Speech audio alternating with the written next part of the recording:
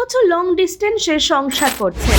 চিনে নিন আলকা ইয়াগনিকের স্বামীকে। ভারতীয় সঙ্গীতের জগতে তার অসামান্য অবদান। তার গলার মিষ্টি সুর মন কেড়েছে আট থেকে 80 সকলের। সেই প্রতিভার নাম আলকা ইয়াগনিক। প্রায় 3 দশক ধরে ভারতীয় সঙ্গীতের জগতের সঙ্গে যুক্ত তিনি। 1989 সালে বিবাহ বন্ধনে আবদ্ধ হন নীরজ কাপুরের সঙ্গে। এরপর 28 বছর কেটে গিয়েছে। এত বছর হয়ে গেলেও সংসার করা হয়নি তার। তবে স্বামীর সঙ্গে সুমধুর সম্পর্ক গায়িকার। নীরজ পেশায় ছিলেন ব্যবসায়ী। স্ত্রীর কেরিয়ারের গুরুত্ব বুঝতে পেরেছিলেন নীরজ, তাই তিনি শিলং ছেড়েছিলেন এবং মুম্বাইতে তার ব্যবসা প্রতিষ্ঠার চেষ্টা করেছিলেন।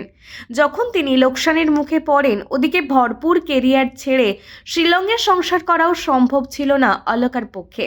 তখন আলকা তার স্বামীকে শিলংয়ে আবার ব্যবসায় মনোযোগ দিতে বলেন। গায়িকা বুঝতে পারেন তার কেরিয়ার যেমন গুরুত্বপূর্ণ, ঠিক তেমনই তার স্বামীর কাজও তার কাছে অনেকটাই গুরুত্বপূর্ণ। খানিকটা বাধ্য হয়েই কেরিয়ারকে বেছে নেন তিনি।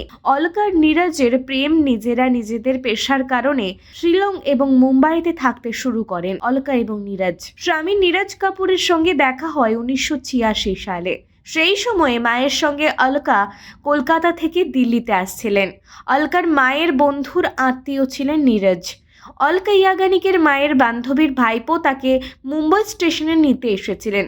সেইখানেই প্রথম আলাপ হয় স্বামী নীরজ কাপুরের সঙ্গে। প্রথম দেখাতেই ভালো লেগেছিল একে অপরকে। কেরিয়ার সেরা মহিলা প্লেব্যাক সিঙ্গার হিসেবে অগুন্তিবার ফিল্মফেয়ার পুরস্কারে সম্মানিত হয়েছেন অলকা। তাকে বলা হয় কুইন অফ প্লেব্যাক সিঙ্গিং। মাত্র 6 বছর বয়সে অল ইন্ডিয়া রেডিওতে গান গেয়ে কেরিয়ার শুরু করেন তিনি। এখনো পর্যন্ত 20,000-এর বেশি গান রেকর্ড করেছেন।